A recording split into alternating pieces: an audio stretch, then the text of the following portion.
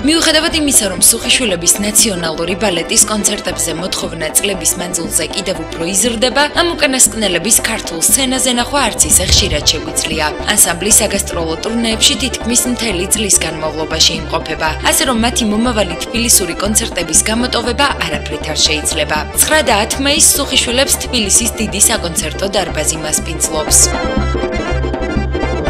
სანამ კონცერტი დაიწყება, საკონცერტო დარბაზის ჰოლში, ვესტიბიულში იქნება გამოფენა, რომელზეც იქნება წარმოდგენილი ჩვენი ანსამბლის კოსტუმები, ულამაზესი ფორმები, სხვადასხვა პერიოდში შეკერილები და თვითონ კონცერტი იქნება ორნაწილიანი, მაგრამ ამჯერად იქნება შერეული პროგრამა, არ იქნება ესე გაყოფილი, როგორც ადრე ვაკეთებდით ჩვენ ძველი და ახალი.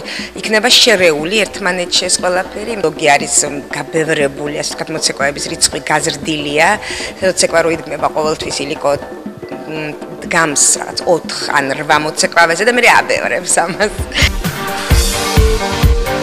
გამომდინარე იქიდან, რომ სუხიშვილების ანსამბლს არაერთი ქვეყანა აქვს მოვლილი, ნინო სუხიშვილს აზრით ცოტა ხნის წინ ერისიონის გარშემო ატეხილ სკანდალზეც ვკითხეთ. შეგახსენებთ, რომ ეს უკანასკნელი კონცერტით კრემლში გამოვიდა. ამას კი ანსამბლის აეროპორტში დახვედრები და საპროტესტო აქციებიც კი მოხდა.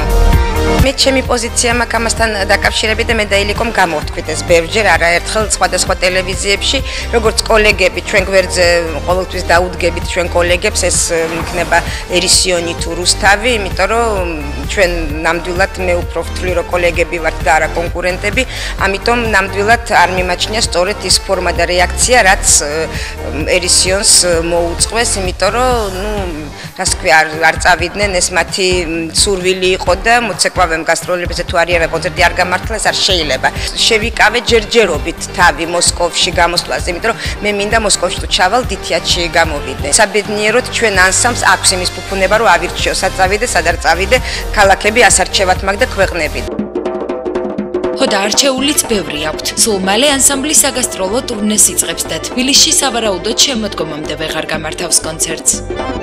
გვაქვს თბილისის კონცერტები დაგეგმილი იცით მაისში, შემდეგ ივნისში ასევე გვაქვს ახალი პროგრამის პრეზენტაცია, შემდეგ საქართველოს სხვადასხვა რეგიონებში გავმართავთ კონცერტებს, თუმცა ივლისის თვეში დაგეგმილი გვაქვს ჩვენ გასტროლები უკრაინაში, შემდეგ დაგეგმილი გვაქვს კუნძულ კვიპროსზე, შემდეგ ისრაელში და სექტემბრიდან უკვე იგეგმება სხვადასხვა გასტროლები, ეს არის ფინეთი, ეს არის შვეიცარია, ჟენევაში გვექნება კონცერტი. ოქტომბერი და ნოემბერი გვაქვს რუმინეთი და ბულგარეთი და წლის ბოლოს დეკემბრის დასაწყისში ამერიკის შეერთებული შტატები. რაც შეეხება თავად ნინო სუხიშვილს, გემახსოვრებათ, რომ ეს უკანასკნელი ცეკვავენ ვარსკვლავების პირველი სეზონის ჟიურის შემადგენლობაში შედიოდა. აღმოჩნდა, რომ მეორე სეზონში მისი გაუჩინარების მიზეზი ანსამბლის რთული გრაფიკი ყოფილა. არა, მეორე სეზონში აღარ ვიყავ, იმიტომ რომ აღარ მეცალა და გასტროლების ძალიან დატვირთული გრაფიკი გვაქვს და ამიტომ ვეღარ შევუხამეს ერთმანეთს. ძალიან რთულია, ისედაც კონცერტების გამართვა თბილისში ჩვენთვის არის ძალიან ესეთი, სირთულე იმის გამო, რომ არა ვართ ხშირად ამ დატვირთული საგასტროლო გრაფიკის გამო, შუალედებში როცა თბილისში ვიმყოფებით, მაშინ ვმართავთ კონცერტები.